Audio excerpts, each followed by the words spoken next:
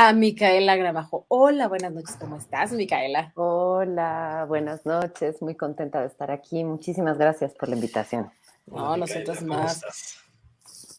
Muy bien, muy contenta de estar aquí. Qué bueno.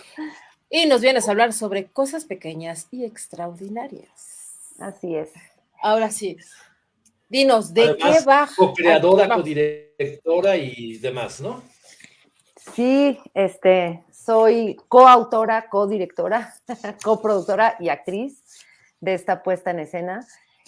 Cosas pequeñas y extraordinarias es una obra que ya estrenamos hace bastantes años, en el 2016 la estrenamos. Eh, Y es una obra pensada para niñas, pero para toda la familia. Y es una obra que aborda el tema de la desaparición y de la migración forzada. Eh, Como conocemos en la obra la historia de Emma, que es una niña de 8 años y que es coleccionista de cosas pequeñas extraordinarias, y que su familia está atravesando por un momento muy difícil. El país en el que ella vive está atravesando por un momento política y socialmente muy complejo. El tío de Emma es fotoreportero y en el momento en el que desaparece, la mamá y el papá de Emma, que son periodistas, deciden que es el momento de irse a vivir a otro país. Entonces en la obra acompañamos a Emma en este proceso de, de ser arrancada, digamos, violentamente de todo su contexto para llegar a otro lugar y cómo pues es que Emma va a empezar a vivir en este nuevo lugar, ¿no? Como poco a poco se va a ir adaptando a esta nueva realidad, a tener afectos lejanos y a entender que su vida ahora es en un país nuevo, con un idioma nuevo, con comida nueva, con personas nuevas. Y entonces, bueno, pues Daniela Arroyo y yo escribimos esta obra un poco intentando tocar, digamos, base con nuestras propias historias familiares, por un lado, y también con la idea de poder acompañar un poco preguntas de niñas y niños a nuestro alrededor que con la desaparición de los estudiantes de Ayotzinapa se empezaban a preguntar de manera más abierta y franca sobre el tema de la desaparición, ¿no? Entonces, pues sentimos que es un tema dolorosamente actual, pero necesario también el poder compartir estas preguntas, porque la obra en realidad no ofrece ninguna respuesta, porque nosotras no tenemos respuestas para darle a ninguna niña, ningún niño a nuestro alrededor, pero sí podemos dolernos juntas y juntos desde una experiencia artística y plástica gozosa, ¿no? Entonces esa es nuestra apuesta con esta obra de teatro. Micaela, yo supongo que obviamente al ser un tema un poquito fuerte, ¿no? Han hecho ustedes investigación. ¿Con quiénes han colaborado justamente para esta investigación? Pues como justamente hay mucho de autobiográfico en esta obra, por un lado creo que las primeras investigaciones tuvieron que ver sobre todo con nuestras propias historias de vida, Ujú. nuestras historias familiares, nuestro propio crecer lejos de nuestra familia de sangre y los exilios en nuestra propia familia. Y y también llevamos ya varios años colaborando con ACNUR, el Alto Comisionado de las Naciones Unidas para las Personas Refugiadas, y Ujú. es de la mano de ellas y de ellos que hemos logrado también poder no solo investigar de manera teórica, sino en la práctica, porque hemos ya hecho esta obra por todos lados en el país, fuera del país también, pero en puntos estratégicos migratorios del país. Eh, Colaborando muy de cerca con las personas de ACNUR que trabajan en terreno, digamos, y también trabajando con las comunidades de acogida. Y esto ha sido un trabajo para nosotras eh, como muy importante y donde sentimos que la obra ha tenido una resonancia especial eh, en que niñas y niños que de pronto justo tienen compañeritas y compañeritos nuevos en clase, que hablan diferente, que vienen de otro lugar, y el poder tratar de empatizar con ellas y ellos y sus historias, a partir de haber vivido la historia que cuenta la obra, sentimos que ahí ha podido haber una resonancia como interesante.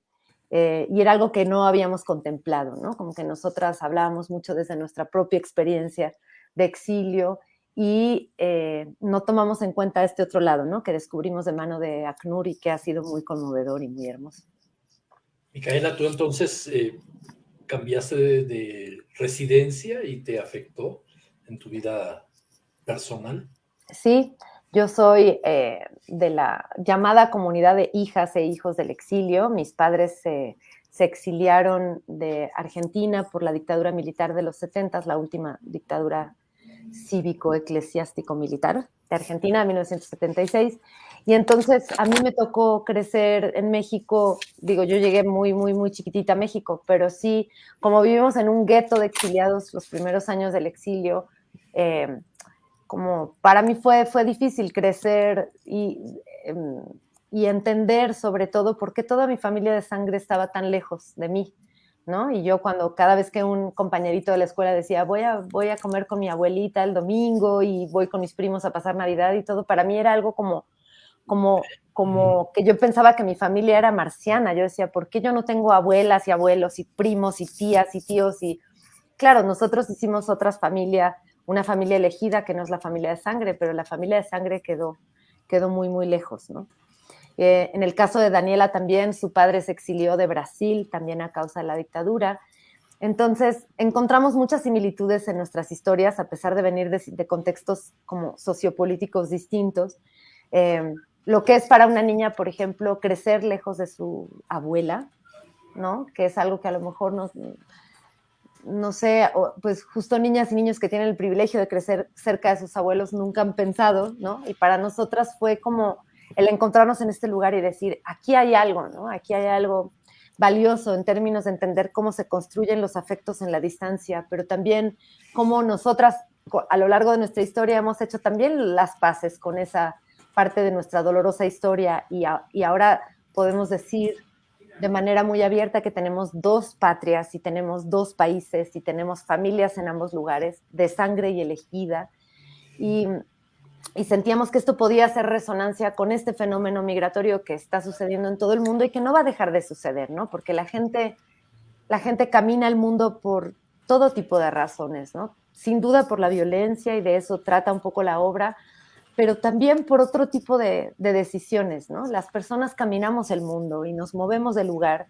y eso implica siempre elecciones complejas y dejar afectos, pero construir otros nuevos, ¿no? Entonces la obra, si bien también es difícil temáticamente, también quiero decir que tiene una parte muy luminosa, que tiene una parte divertida, porque también desde el teatro y desde el humor sentimos que parte de podernos doler y de cicatrizar estas heridas es a través del juego, de la alegría y del humor, ¿no? Sin duda. Entonces también hay mucho de eso en la obra. Oye, Micaela, dijiste que habías venido a vivir a un gueto. Para mí el gueto, pues es de película, casi, ¿no?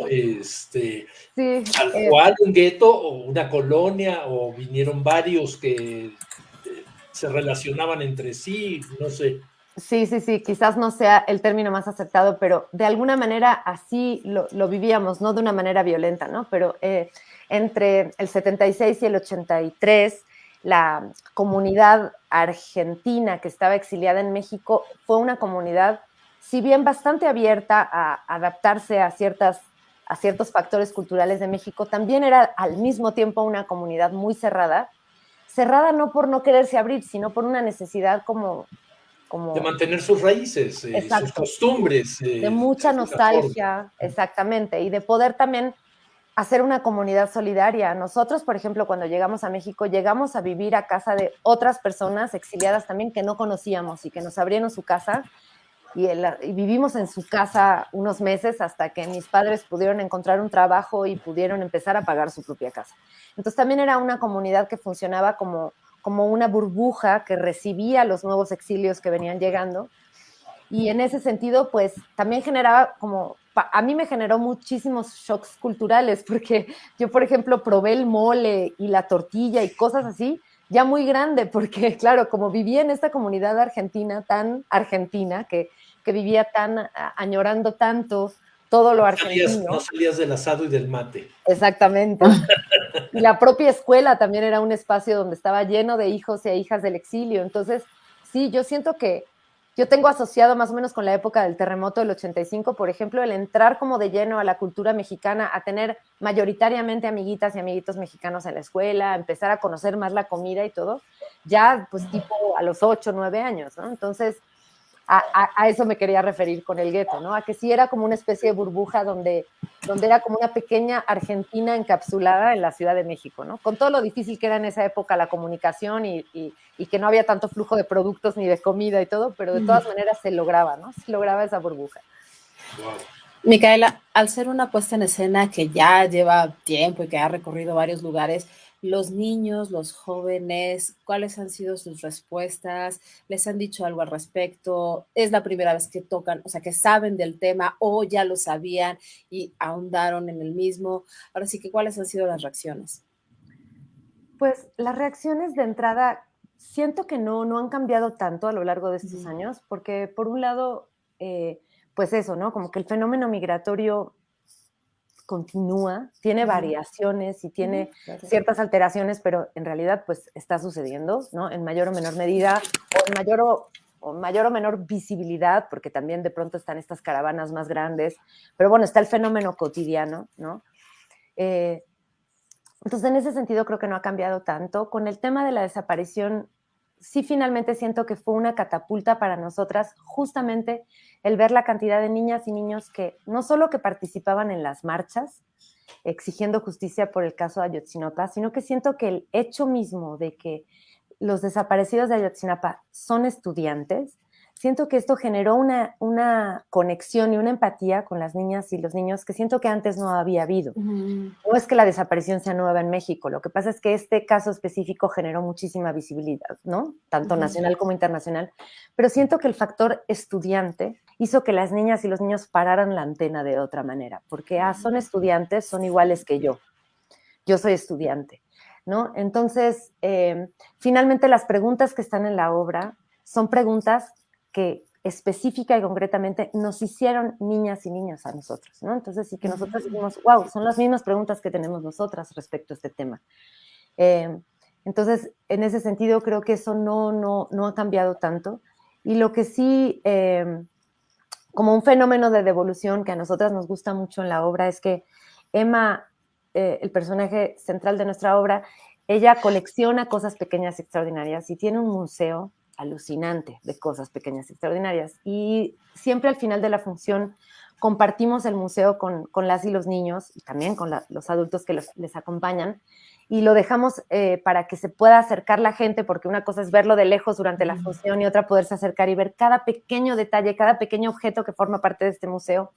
Y lo que ha sido increíble para nosotras con las redes sociales es que niñas y niños de todas las latitudes que han visto la obra en algún momento nos escriben, nos comparten fotografías de sus propios museos. Muchas niñas y niños han hecho sus propios museos a partir de ver la obra.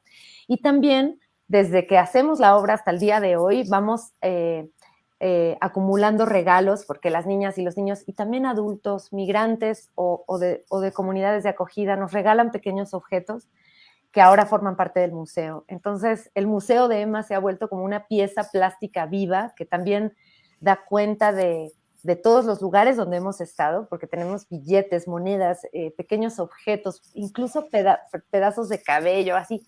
Nos han regalado lo que menos se pueden imaginar. Tenemos hasta muelas, o sea, la gente nos ha regalado todo tipo de objetos que forman parte de este museo. Y ahora, después de tantos años, cada vez que lo vemos, sí realmente sentimos justo que el museo es como ya una obra de plástica viva que ya vive de una manera muy especial, independientemente de la obra, ¿no? Entonces, este fenómeno de intercambio nos gusta y nosotras siempre somos nosotras las que estamos en nuestras redes, nos gusta mucho tener contacto con las niñas y los niños y también con los adultos que les acompañan en la obra, poder acompañar un poco del diálogo posterior que sucede, esperamos, que una conversación que se abra a nivel familiar o escolar en relación a estos temas. Y pues ahí estamos también nosotras muy, muy pendientes, ¿no? ¿Por qué hacer una puesta en escena para niños si son tan complicados los pequeños? En la carrera de literatura dramática, ¿ya sabías que querías hacer para niños o no? Pues yo, la verdad que por mi historia personal, pues siempre estuve cerca del teatro para niñas. Mi madre fue dramaturga, directora. de teatro para niñas. Entonces yo crecí, digamos, como viéndola a ella trabajar, y luego pues tuve la suerte y la fortuna de poder colaborar con ella muchos años. Entonces yo siento que heredé, digamos, un aprendizaje en ese lugar que para mí pasa totalmente por lo político, ¿no? Para mí hacer teatro o cualquier tipo de trabajo para las infancias es un trabajo profundamente político que tiene que ver sobre todo con poder darle voz y participación política y social a una porción gigantesca de la sociedad que está absolutamente relegada a un margen, ¿no? Porque a las niñas siempre les tratamos como seres en desarrollo, que serán futuros adultos, que serán futuros espectadores y espectadoras, que tienen que aprender cosas. Entonces, los adultos nos colocamos en estos lugares de verticalidad súper rígida, donde yo te voy a enseñar a ti, pequeño niño que no sabe o pequeña niña que no sabe. Y entonces es algo que a Daniela y a mí nos interesa muchísimo investigar. ¿Cómo podemos mover esta verticalidad para colocarnos frente a estos espectadoras y espectadores de manera horizontal, a decir, no sabemos nada, nos duele esto, también nos preguntamos cosas como tú, y también estamos felices de estar vivas y no entendemos un montón de cosas? ¿Y cómo podemos disfrutar de un acontecimiento escénico placentero, divertido, gozoso, doloroso también?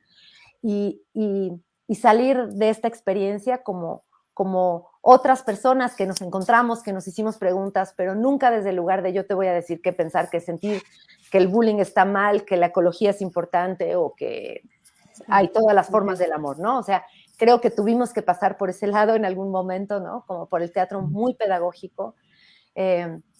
También creo que enfrentarse al público infantil implica otro tipo de riesgos, implica tener un público súper honesto, transparente, que nunca te va a mentir, que nunca se va a portar bien, porque si se desconecta y se aburre, te lo hará saber.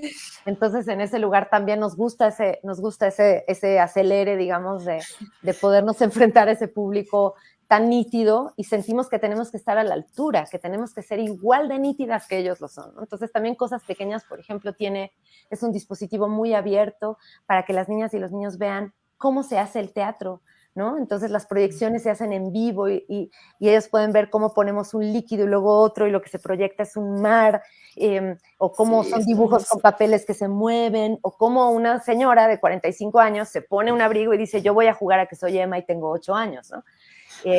Entonces, como que todo el artilugio teatral también está muy abierto desde un lugar como diciendo, miren, jugamos igual que ustedes, ¿no?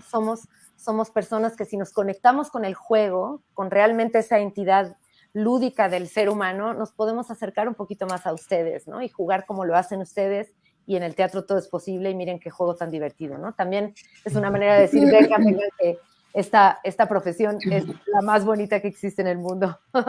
Oye, Micaela, cuéntanos en dónde están, a qué horas están y demás, por favor. Claro que sí. Estamos, bueno, como les contaba, esta temporada está presentada por el ACNUR, el Alto Comisionado de las Naciones Unidas para las Personas Refugiadas, y es una colaboración con el CENART. Entonces, estamos presentándonos en el Teatro de las Artes, en el Centro Nacional de las Artes, sábados y domingos a la 1:30 de la tarde. Es entrada libre, la obra dura 1 hora, pero les recomendamos que lleguen un poquito antes, porque también por cuestiones del semáforo y también las cuestiones del COVID tenemos un aforo reducido, pero esto hace que ustedes se sientan más seguras y seguros, porque hay mucha distancia entre las y los espectadores, y estamos en temporada hasta el 6 de marzo. Así que allí les esperamos. Ahí vamos a estar, Micaela, porque ya me convenciste, yo quiero verla. Venga, sí, les esperamos con mucha alegría. Claro que sí. Micaela, un gustazo tenerte por aquí. Muchísimas gracias. Gracias por hacer teatro para niños. Gracias. Y buen teatro. Muchas gracias por la invitación. Ahí los esperamos. Buenas noches. Bye, bye.